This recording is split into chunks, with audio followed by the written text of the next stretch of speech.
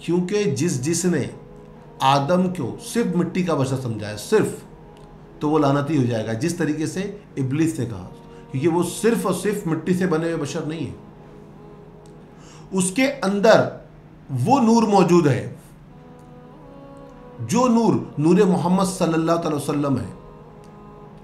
अगर सजदा किया गया, क्योंकि मौलाना रूम फरमाते हैं कि अगर आदम के अंदर वो अल्लाह की ज़ात, वो नूर ना मौजूद होता तो फरिश्तों का वो सजदा हराम होता।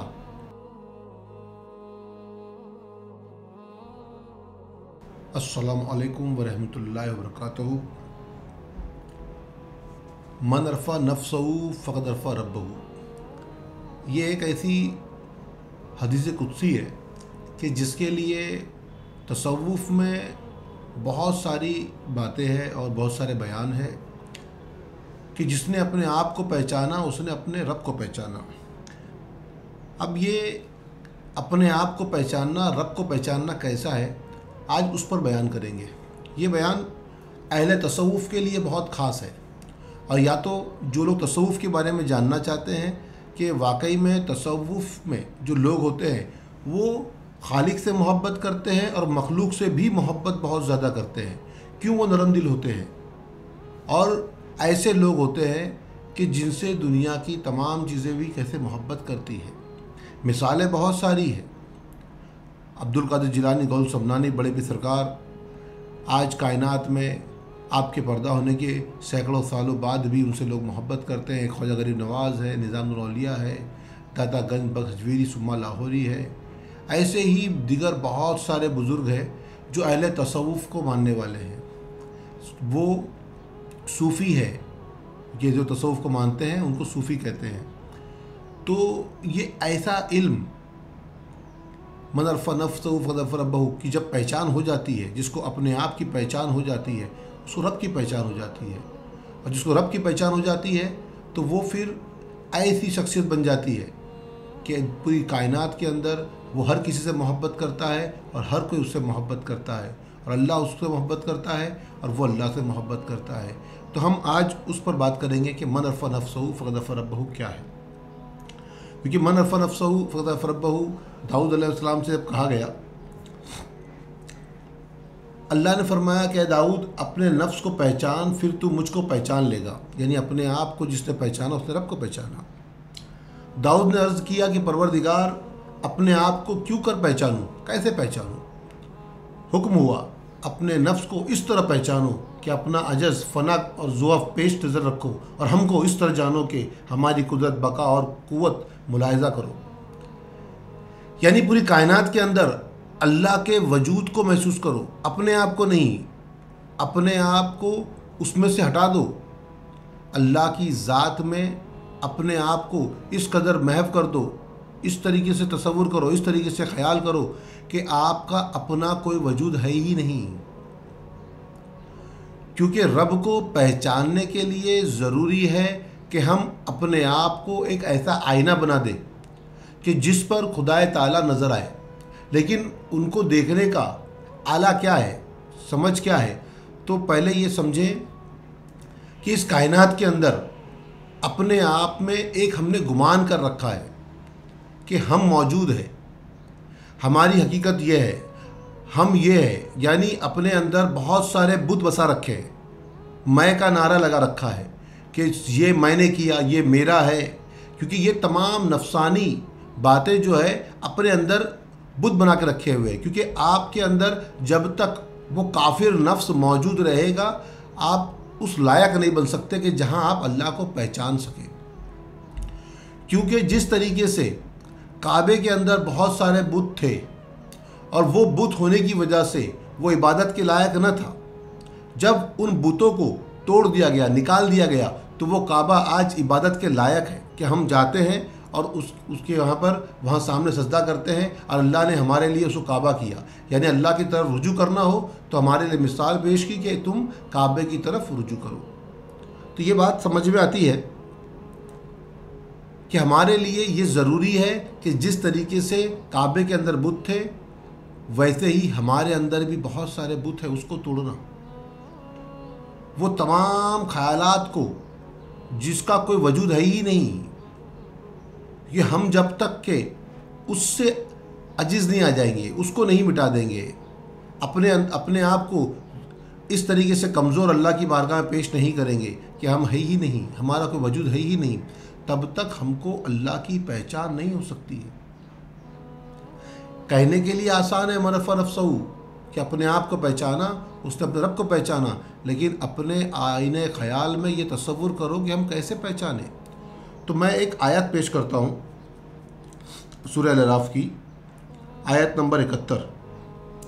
قرآن شریف میں اللہ فرماتا ہے قَالَ قَدْ وَقَعَ عَلَيْكُم مِّن رَّبِّكُمْ رِجْسٌ وَغَضَبٌ أَتُجَادِلُونَنِي فِي أَسْمَاءٍ سَمَّيْتُمُوهَا أَنتُمْ وَآبَاؤُكُم مَّا أَنزَلَ اللَّهُ بِهَا مِن سُلْطَانٍ فَانتَظِرُوا إِنِّي مَعَكُم مِّنَ الْمُنتَظِرِينَ۔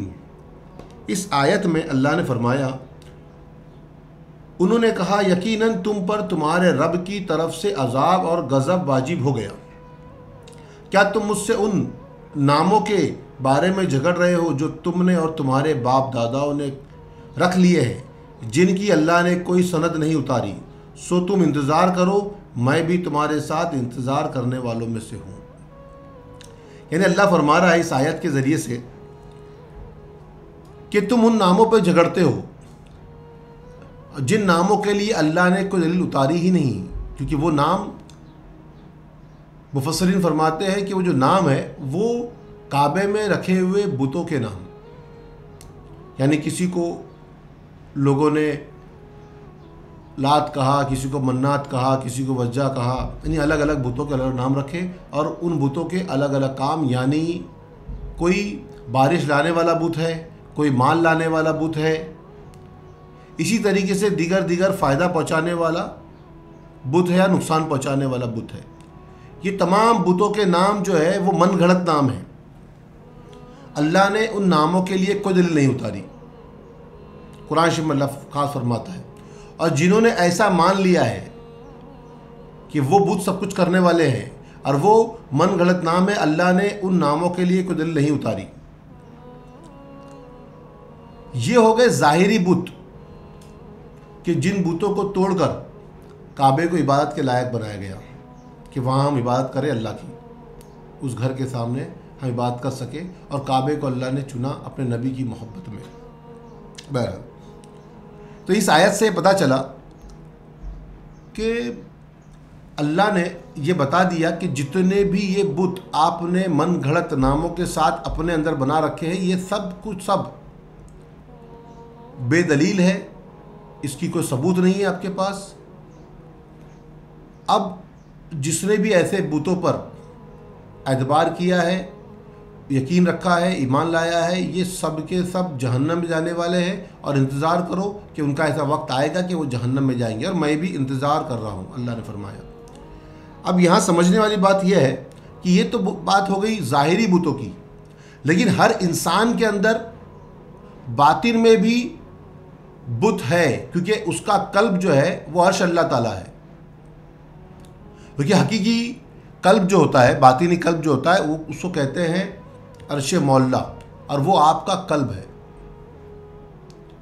ظاہری قبلہ جو آپ مکہ شہر میں دیکھ رہے ہو یہ ہے، اور باطنی قبلہ جو ہے وہ ایک مومن کا قلب ہے جس کو عرش مولا کہتے ہیں، یہ باطنی قلب ہے۔ اس میں بھی ہم نے بہت سارے بت بسا رکھے ہیں، بہت سارے بت ہیں جس پر یقین رکھا ہوا ہے۔ یہ تمام بتوں کو جب تک ہم نہیں توڑیں گے تب تک ہم اپنے رب کو نہیں پہچان سکتے ہیں، کیونکہ ہم نے وہ تمام تکبر، گھمنڈ، انا کو نام دے رکھا ہے الگ الگ۔ جسے پہلے انسان پیدا ہوا اس وقت اس کا کوئی نام نہ تھا، بنا نام کے پیدا ہوا۔ وہ پیدا ہونے کے کچھ دنوں بعد گھر والوں نے، باپ داداؤں نے، سب نے مل کر ایک نام رکھا اس کا، جس کے لیے اس کے پاس کوئی دلیل نہیں ہے۔ جو بھی اچھا نام لگا ان کے گھر والوں کو، وہ نام رکھ دیے گئے، جس کا جو بھی نام ہے، عثمان ہو، سلیمان ہو، واجد ہو، سلیم ہو، اسی طریقے سے جو بھی نام ہے دنیا میں جتنے بھی، یہ سب نام باپ داداؤں نے گھڑ کے رکھے، اس کے لیے بھی کوئی دلیل نہیں ہے کسی کے پاس۔ اللہ نے قرآن شریف میں یا حدیثوں میں یا کہیں پر بھی کوئی جگہ پر ایسا نہیں ملے گا کہ یہ بندہ پیدا ہوا اس کا یہ نام رکھو۔ جس کو جو نام اچھا لگا وہ نام اس بچے کا رکھ دیتا ہے۔ اب جس کا نام رکھ دیا گیا، مثال کے طور پہ کوئی بچہ پیدا ہوا، اس کا نام اکرم رکھ دیا گیا۔ اب اکرم جس کا نام رکھ دیا گیا ہے تو اب وہ جانتا تو ہے ہی نہیں کہ اس کا نام اکرم ہے، لوگوں نے رکھا اکرم، لیکن دھیرے دھیرے دھیرے جو ہے وہ بڑا ہوتا گیا اور لوگوں نے اس کو پکارا اکرم نام سے۔ اب جب اس کو اکرم پکارنے لگے تو اکرم کو یقین ہونے لگا کہ میں اکرم ہوں، اور جیسے جیسے دھیرے دھیرے اور بڑا ہوتے گیا تو اکرم کو اور یقین پختہ ہوتا گیا کہ ہاں میں اکرم ہوں۔ پھر اکرم کو دھیرے دھیرے گمان ہونے لگا کہ یہ میں ہوں۔ اکرم کا نام تبدیل کیا ہو گیا؟ اب اکرم کو گمان یہ ہو گیا ہے کہ یہ میں ہوں، میں کھاتا ہوں، میں پیتا ہوں، میں کماتا ہوں، یہ میرا گھر ہے، یہ میری گاڑی ہے، میری عزت ہے، میرا وقار ہے، یعنی یہ سب کچھ اس نے اپنا گمان کر لیا ہے۔ میں کماتا ہوں، میں خوشی لاتا ہوں، میں غضب لاتا ہوں، یہ تمام جو چیزیں ہیں وہ رب کی طرف ہے، ہم اس کے لائق نہیں ہیں۔ لیکن جب یہ گمان پیدا ہو جاتا ہے، میں کا گمان پیدا ہو جاتا ہے، اس وقت یہ ایسا پردہ حائل ہو جاتا ہے میں کے گمان میں کہ اس وقت اللہ اور بندے میں فرق نظر آ جاتا ہے۔ بندہ جو ہے کبھی بھی ان آنکھوں سے اللہ کو نہیں دیکھ سکتا ہے جب وہ اپنے اندر سے ان تمام بتوں کو ختم نہ کرے، تب تک کہ وہ اس جمال کو نہیں دیکھ سکتا ہے، کیونکہ اس کو دیکھنے کے لیے سب سے پہلے اس دل کو غیر خدا سے خالی کرنا پڑے گا۔ غیر خدا کے جو بت بنا کے رکھے ہیں، ان تمام بتوں کو جس طریقے سے کعبے میں سے توڑے گئے، وہ بتوں کو ہٹایا گیا، ویسے ہی آپ کو اپنے حقیقی قبلہ یعنی عرش معلیٰ میں جو آپ نے اپنے دل میں یہ تمام بت بسا رکھے ہیں، یعنی ہم کہتے تو ہیں ہم رب کی عبادت میں ہیں، رب کو چاہتے ہیں، رب کو مانتے ہیں، اس کی عبادت میں ہیں، لیکن اپنے اندر بہت سارے بت بسا رکھے ہیں۔ جب اس کی بارگاہ میں بھی کھڑے ہو تو ہمارے دلوں میں خیال کیا ہوتا ہے؟ ہمارے دل میں خیال یہ رہتا ہے کہ ہم اپنے بچوں کے لیے کیا کریں، وہ بھی ایک بت ہے، بیوی کے لیے کچھ کرتے ہیں، وہ بھی ایک بت ہے، کیونکہ ہمارے دلوں میں ان سب کی محبت ہے۔ کہنے کے لیے کہ ہم رب کی بات کر رہے ہیں، لیکن ہمارے اندر ان سب کی محبت ہے، اور جتنے بھی بت ہم کو ہمارے خیالوں میں نظر آ رہے ہیں، جتنے بھی نام کہ ہم ان کا سب پورا کریں گے، یہ پورا کرنے والی ذات تو رب کی ہے، ہماری نہیں، کیونکہ رب کے معنی ہوتے ہیں پرورش کرنے والا، لیکن ہم نے گمان کر لیا ہے کہ ہم خود ان کی پرورش کر رہے ہیں۔ تو بیچ میں اس عبد اور خلق کے درمیان میں اگر کوئی آ گیا ہے تو وہ ہم ہیں۔ وہ پردہ کون ہے؟ وہ ہم ہیں، جو ہم اس کائنات کے اندر نہ اپنے اندر نہ اس پوری مخلوقات کے اندر اس رب کا جلوہ دیکھ پا رہے ہیں، کیونکہ ہم نے اس پردے کو حائل کر لیا ہے اپنے اوپر، اس میں کے گمان کے ساتھ۔ اور جب تک ہم اپنی انا کو نہیں مٹا دیں گے تب تک ہم رب کو نہیں دیکھ سکتے ہیں۔ تو وہ تمام بت جو ہمارے اندر موجود ہے اس قدر سے، ان تمام بتوں کو مٹا دینا سب سے پہلا کام ہے، اور جب تک ہم نہیں مٹائیں گے تب تک ہم اس رب کو نہیں پہچان سکتے، نہیں دیکھ سکتے۔ یہ پہچاننے کے لیے دیکھنا ضروری ہے۔ تو دیکھنے کا مراد کیا ہے؟ دیکھنا کیسا ہے وہ بھی آگے بتائیں گے کہ دیکھنا کیسا ہے، دیکھنے سے مراد کیا ہے۔ سمجھ لو اب یہ بات کو کہ جب تک آپ جو بھی نام آپ کے رکھے ہوئے ہیں وہ من گھڑت نام ہے، اس کو ہٹا کر اپنے آپ کو دیکھو کہ میں کون ہوں، میری حقیقت کیا ہے، میرا وجود کیا ہے۔ جب تک ہم اپنے اوپر یہ گمان رکھیں گے کہ میں اکرم ہوں اور میرا نام فلاں فلاں ہے، اور یہ پوری کائنات کے اندر جو بھی چیزیں ہیں وہ میری ہے، جو میں نے لیا وہ میرا ہے، جو میں نے کمایا وہ میں نے کمایا ہے، اس طریقے سے جتنی بھی چیزیں ہیں اس کے اندر گمان ہے، میں کا گمان، وہ اس کو فنا کر دے گا، وہ مٹا دے گا، برباد کر دے گا۔ فنا ہونا ہے تو اللہ کی محبت میں فنا ہونا ہے۔ اکرم کو مٹنا ہے، کیونکہ جب پیدا ہوا تب وہ نام لے کر نہیں پیدا ہوا تھا، کوئی نام نہیں تھا، وہ تو من گھڑت نام ہے، اس کو مٹنا ہے، اس کو اپنے آپ کے وجود پہ یہ گمان کرنا ہے، خیال کرنا ہے کہ میں کون ہوں۔ من عرف نفسہ کیوں کہا گیا کہ اپنے آپ کو پہچانو کہ تم کون ہو، اپنی نفس یعنی جان، وجود، ذات، اس کو پہچانو کہ وہ کون ہے۔ اور جب تک ہم اس کو صحیح نہیں پہچانیں گے تو تب تک عذاب میں رہیں گے۔ اور اللہ کو پہچاننے کے لیے اپنے وجود کو پہچاننا، اپنی ذات کو پہچاننا بہت ضروری ہے کہ ہم کون ہیں۔ اب یہاں پر وہ تمام بتوں کو توڑ کر ہم جب آگے بڑھ جائیں تو قرآن شریف میں اللہ ایک جگہ پہ اور فرماتا ہے، کیونکہ یہاں پر اس بات کو سمجھنا ہے کہ یہ کون سے وقت کی بات کہی جا رہی ہے۔ وَإِذْ أَخَذَ رَبُّكَ مِن بَيْنِ آدَمَ مِن ظُهُورِهِمْ ذُرِّيَّتَهُمْ وَأَشْهَدَهُمْ عَلَىٰ أَنفُسِهِمْ أَلَسْتُ بِرَبِّكُمْ قَالُوا بَلَىٰ شَهِدْنَا أَن تَقُولُوا يَوْمَ الْقِيَامَةِ إِنَّا كُنَّا عَنْ هَٰذَا غَافِلِينَ۔ اب یہ آیت جو نازل ہوئی ہے اس وقت کے لیے کہ جب آدم بھی پیدا نہیں ہوئے، جس کائنات کے اندر اللہ نے تمام روحوں کو بنا دیا ہے، اور وہاں پر روحوں سے جو اللہ نے فرمایا ہے، کیونکہ یہ آیت سورہ اعراف کی ہے اور آیت نمبر جو ہے 172 ہے۔ اب ترجمہ لے لیں اور یاد کیجئے، جب آپ کے رب نے اولاد آدم کی پشتوں سے ان کی نسل نکالی اور ان کو انہی کی جانوں پر گواہ بنایا اور فرمایا کیا میں تمہارا رب نہیں ہوں؟ وہ سب بول اٹھے کیوں نہیں، تو ہی ہمارا رب ہے، ہم گواہی دیتے ہیں تاکہ قیامت کے دن یہ نہ کہو کہ ہم اس عہد سے بے خبر تھے۔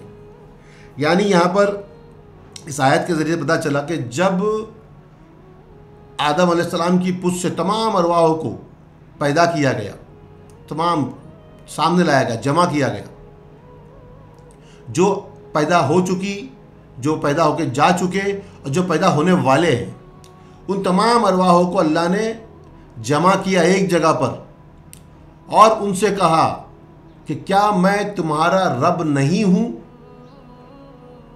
اس وقت جسمانی لباس نہیں تھا، سب روحانی لباس میں تھے، تو رب کے درمیان میں کوئی پردہ نہیں تھا، رب کے ان کے درمیان میں کوئی پردہ نہیں تھا۔ آج جو پردہ ہے میں کا، انا کا، جسم کا، اپنے ہونے کا، وہ پردہ تھا ہی نہیں۔ تو ان روحوں نے کہا کہ ہاں ہم گواہی دیتے ہیں کہ تو ہی ہمارا رب ہے۔ اور وہ عہد اس لیے لیا گیا تاکہ دنیا میں آ کر تم یہ نہ بھول جائے کہ تمہاری حقیقت، تمہارا وجود کیا ہے، تم کون ہو، تم نہ بھول جائے، اس لیے تم سے عہد لیا گیا کہ تم اپنے رب کو پہچانتے ہو، تم اپنے رب کو جانتے ہو، کہیں ایسا نہ ہو کہ دنیا میں آ کے غافلوں میں سے ہو جاؤ اور اپنے رب سے کیے ہوئے عہد کو، اس کے وعدے کو توڑ دو۔ اور جو قالو بلا شاہد نے کہا ہے کہ ہاں ہاں تو ہمارا رب ہے، کہیں تم اس سے نہ مکر جائے، تو وہ وعدہ لیا، وہ عہد لیا، قیامت کے دن تک تم یہ نہ کہو کہ ہم کو پتہ نہ تھا۔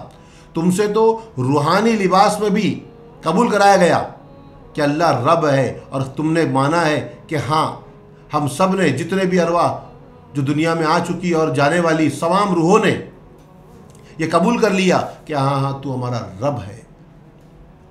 اب آدم علیہ السلام کو جب خلق کیا گیا، بنایا گیا، اور جیسے ہی ان میں وہ روح ڈالی گئی، معزز روح ڈالی گئی، تو تمام فرشتوں سے سجدہ کرایا گیا۔ اب تمام فرشتوں سے سجدہ کرایا گیا تو سجدہ ہوا سوائے ابلیس کے۔ تو کیوں سجدہ کرایا گیا؟ کیونکہ کنتم کنزا مخفیا فاحببت عرفا فخلقت الخلق۔ اللہ نے جب داؤد علیہ السلام نے پوچھا کہ اللہ تو نے دنیا کیوں بنایا، تو اللہ نے داؤد علیہ السلام سے فرمایا کنتم کنزا مخفیا فاحببت عرفا فخلقت الخلق، کہ میں ایک پوشیدہ خزانہ تھا، چھپا ہوا خزانہ تھا۔ اللہ نے اپنے آپ کو خزانہ کہا۔ یہ پوری کائنات جو ہے ایک خزانہ ہے، پوری کائنات، اور اللہ نے اپنے آپ کو خزانہ کہا ہے، کیونکہ یہ جو بھی ظاہر ہوا ہے یہ سب کچھ اللہ سے ہی ہے، کوئی بھی چیز اللہ کے سوائے خود سے نہیں ہے، سب کچھ اللہ سے ہے۔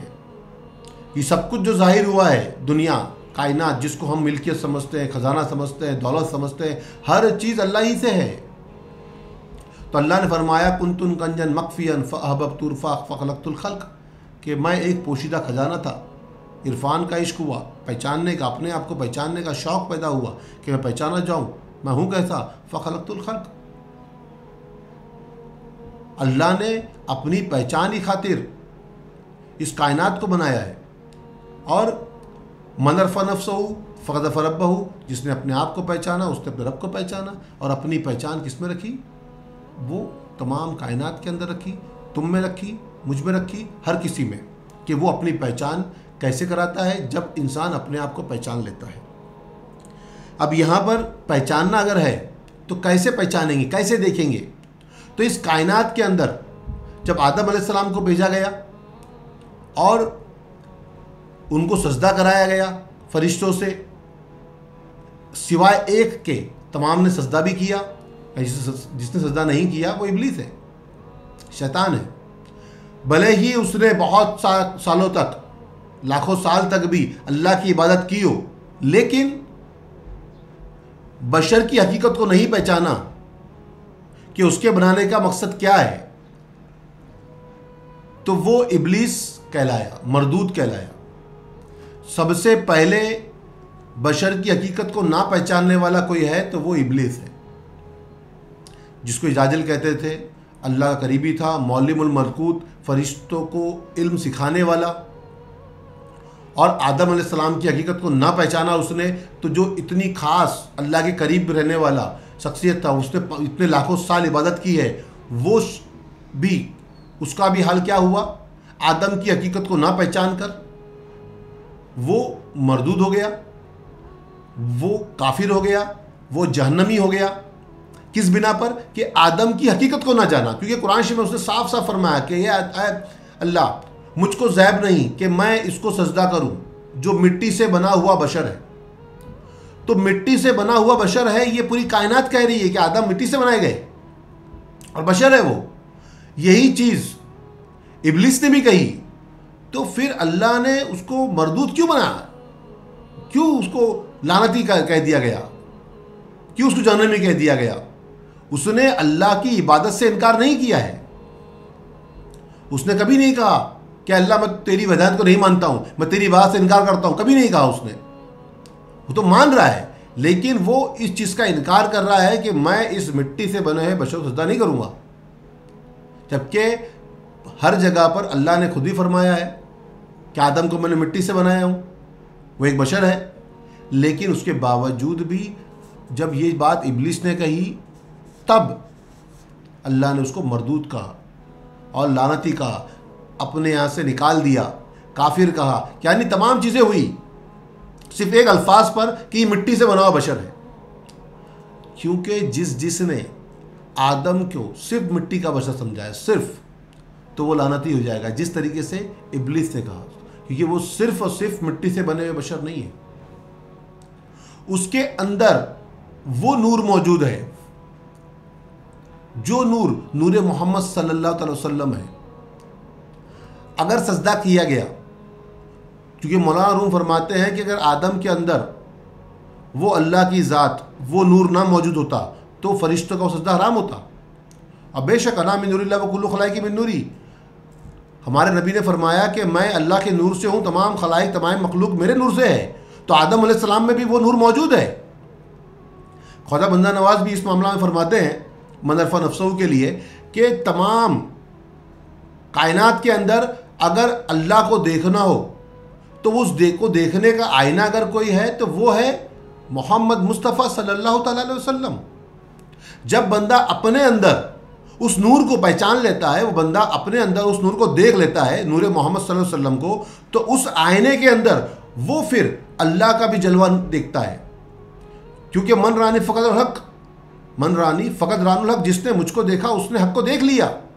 तो अगर हक़ को देखना हो तो फिर अपने वजूद में नूर मोहम्मद को देखना पड़ेगा। तो अपनी पहचान के लिए नूर मोहम्मद सल्लल्लाहु अलैहि वसल्लम की पहचान ज़रूरी है। ये ख्वाजा बंदा नवाज रहमतुल्लाह अलैह फरमाते हैं कि जब तक बंदा अपने वजूद के अंदर नूर मोहम्मद सल्लल्लाहु अलैहि वसल्लम का दीदार नहीं कर सकता है, तो तब तक وہ رب کا دیدار بھی نہیں کر سکتا ہے۔ تو پہلے اپنے اندر اس نور محمد کو دیکھے، اس آئینے کے اندر، پھر خدا کو دیکھے۔ تو اپنے وجود میں جب تک کہ ہم نور محمد صلی اللہ علیہ وسلم کو نہیں دیکھیں گے تب تک ہم خدا کو نہیں دیکھ سکتے ہیں۔ تو بہرحال آدم میں اگر اس نور کو نہ دیکھا تو جیسے ایک مقرب، ایک قریبی اللہ کا معلم الملکوت جو فرشتوں کو علم سکھانے والا ہے، اور جس نے اتنے درجات لاکھوں سال میں حاصل کیے تھے، وہ تمام درجات جو تھے وہ برباد ہو گئے اور وہ ایک مقبول سے مردود ہو گیا، صرف اور صرف بشر کی حقیقت کو نہ پہچان کر، نہ جان کر۔ کیونکہ عبادت کی بات تھی کہ جیسے آج کہا جاتا ہے کہ بشر کو صرف اور صرف عبادت کے لیے پیدا کیا گیا، تو عبادت کی بات تھی۔ تو جیسے ہی اللہ نے فرمایا فرشتوں سے، اذ قال لهم للملائکۃ انی جاعل فی الارض خلیفہ، جیسے اللہ نے فرمایا ویسے ہی فرشتوں نے کہا کہ اللہ ایسے کو دنیا میں کیوں بناتا ہے خلیفہ، ایسے کو نائب کیوں بناتا ہے، دنیا میں کیوں بھیجنا چاہتا ہے جو دنیا میں جا کے قتل و غارت خون ریزی کرے گا؟ ہم تو تیری حمد کو، تیری ثنا کو، تیری عبادت کو تیار ہیں۔ تو مقصد اگر سے عبادت ہوتا تو فرشتے تو تھے، اب وہ کہہ رہے ہیں کہ ہم تو تیار ہیں، ہم تیری حمد اور ثنا کے لیے تیار ہیں، پھر تو ایسے کو کیوں بناتا ہے جو دنیا میں جا کے قتل و غارت خون ریزی کرے گا؟ تو اللہ فرماتا ہے کہ میں جانتا ہوں مگر تم نہیں جانتے جو میں جانتا ہوں، میں جانتا ہوں سینوں کی چھپی ہوئی باتیں۔ تو یہاں بات اب سمجھنے کیا آ گئی؟ یہاں بات یہ آ گئی کہ جس نے آدم کی حقیقت کو نہ پہچانا، یعنی اپنے وجود کو نہ پہچانا، تو اس نے وہی کام کیا ہے جو ابلیس نے کیا۔ جیسے ہم کہیں گے صرف بشر ہے، وہ مٹی سے بنا ہوا صرف بشر ہے ابلیس کی طرح، تو ہم بھی کتنی بھی بات کر لیں، وہ تو لاکھوں سال کی، ہماری تو عمریں بھی لاکھوں سال نہیں ہے، کتنی بھی چاہے بات کر لیں ہمارا شمار بھی وہیں ہو جائے گا لعنتیوں میں، جو رب کی عبادت تو کرتے ہیں لیکن رب کو نہیں پہچانتے ہیں۔ عبادت کرنا اور صحیح پہچان رکھنا بہت فرق ہے، کیونکہ اللہ نے کائنات کو بنایا ہی ہے اپنی پہچان کی خاطر، اور پوری کائنات کے اندر اللہ نے اپنی نشانیاں دی ہے تاکہ تم اپنے آپ کو پہچانے، اپنے رب کو پہچانے۔ ایک اور جگہ پہ سورہ اعراف میں وَكَذَلِكَ نُفَصِّلُ الْآيَاتِ وَلَعَلَّهُمْ يَرْجِعُونَ، اور اسی طرح ہم آیتوں کو تفصیل سے بیان کرتے ہیں تاکہ وہ حق کی طرف رجوع کرے، یعنی حق کو پہچانے، حق کو دیکھے۔ اتنی آیتیں بیان ہوئی تاکہ تم رب کو پہچانے۔ پوری کائنات کے اندر اللہ نے اپنی نشانیاں رکھی ہے کہ تم اپنے رب کو پہچانے۔ اب پہچاننے کے لیے رب کو کیسے پہچانیں گے، کس طریقے سے پہچانیں گے؟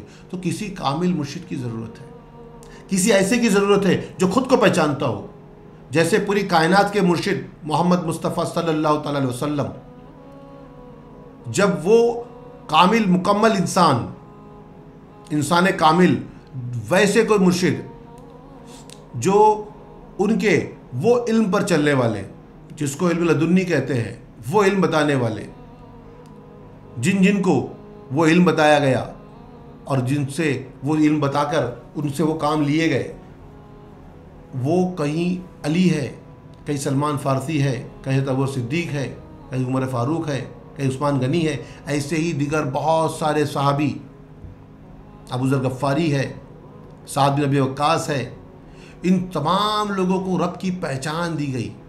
حضرت علی سے پورے خاندان چلائے گئے، جتنے بھی سلسلے ہیں، اور وہ تمام لوگ جب رب کو پہچانتے ہیں تو وہ صوفی کہلاتے ہیں، اور جب اپنے آپ کو پہچانتے ہیں اپنے آئینے کے اندر، اپنے اس وجود کے آئینے میں جب محمد مصطفیٰ صلی اللہ علیہ وسلم کا دیدار کرتے ہیں، اس کے بعد اسی آئینے کے اندر پوری کائنات میں بھی اسی چیز کو دیکھتے ہیں۔ اسی لیے ہر مخلوق سے محبت کرتے ہیں، کیونکہ ہر جگہ پر وہی نور موجود ہے۔ جس سے محبت کرتے ہیں وہ محمد مصطفیٰ صلی اللہ علیہ وسلم سے محبت کرتے ہیں، اور جس کو دیکھتے ہیں وہ نور محمد کو دیکھتے ہیں، اور وہاں پر نور محمد کے اس آئینے میں خدا کا جلوہ دیکھتے ہیں۔ تو وہ ہر کسی سے محبت کرتے ہیں، خالق سے محبت کرتے ہیں، مخلوق سے محبت کرتے ہیں، کیونکہ خالق اور مخلوق کے اندر وہ ایک ہی جلوہ دیکھتے ہیں، تو ان میں وہ محبت رہے گی۔ ویسی نظر پیدا کرنے کے لیے کسی نظر والے کی ضرورت ہے۔ ایک قصہ سناتا ہوں اس پہ۔ جو بہت پیارا قصہ ہے، اور وہ میرے پیر و مرشد نے مجھے بتایا تھا، صوفی محمد ارشد اللہ شاہ۔ انہوں نے فرمایا کہ ایک دھوبی تھا، وہ اپنے گھر سے ندی کنارے جاتا تھا کپڑے دھونے کے لیے۔ جب وہ ندی کنارے جاتا تو راستے میں ایک جنگل پڑتا تھا۔ ایک روز اس جنگل میں اس کو ایک شیر کا بچہ مل گیا، تنہا اکیلا۔ تو دھوبی نے سوچا کہ اگر یہاں چھوڑ دوں گا تو بھیڑیے وغیرہ کھا لیں گے، تو میں اس کو اپنے ساتھ لے لیتا ہوں۔ تو ایک شیر کے بچے کو اس دھوبی نے اپنے ساتھ لے لیا۔ اس کے پاس بہت سارے گدھے تھے جس پر وہ کپڑے لاد کر لے کے آتا تھا، اور دھو کر اسی پہ لاد کر پھر اپنے گھر لے آتا تھا۔ اب وہ دھوبی مسلسل یہی کام اس کا تھا۔ اب شیر کا بچہ جو تھا اس کو بھی اس نے گدھوں میں رکھا ہوا ہے۔ اب گدھوں میں ہے وہ شیر کا بچہ، اب وہ بھی ان گدھوں کے بیچ میں ہی بڑا ہو رہا ہے۔ اب وہ زندگی کیسی جیے گا؟ گدھوں کی طرح، کیونکہ اس نے شیر دیکھا ہی نہیں ہے، وہ تو گدھوں کے بیچ میں بڑا ہو رہا ہے۔ اب مسلسل کئی سال گزر گئے ایسے ہی کہ دھوبی اپنے گھر سے گدھوں کے ساتھ کپڑے لاد کے لے کے آتا، تو وہ دھوبی جو ہے اس شیر کے بچے پہ بھی لادنے لگا کہ وہ بڑا ہو گیا، ابھی اس پہ بھی لاد کے لے کے آتا۔ اب جب وہ کپڑے دھوتا، جیسے گدھے لوگ بیٹھے رہتے وہ بھی ایسے ہی بیٹھتا۔ یعنی ایسا معاملہ ہو گیا ہے کہ شیر نے تصور کر لیا ہے کہ وہ گدھا ہے، کیونکہ اس نے اپنے آس پاس گدھے ہی دیکھے ہیں، تو وہ تصور یہی کر رہا ہے کہ میں گدھا ہوں۔ ایک روز ندی کے کنارے پہ بیٹھا ہوا تھا وہ، اور ندی کے دوسرے کنارے پر جنگل والا شیر، جنگلی شیر، جس کو یہ پہچان ہے کہ وہ شیر ہے، وہ پانی پینے کے لیے آیا، اور اس کی نظر پڑی اس دھوبی والے شیر پہ کہ یہ گدھوں جیسا کیوں دکھ رہا ہے تو شیر، دکھنے میں تو شیر ہے لیکن اس کی حرکتیں گدھوں جیسی ہے۔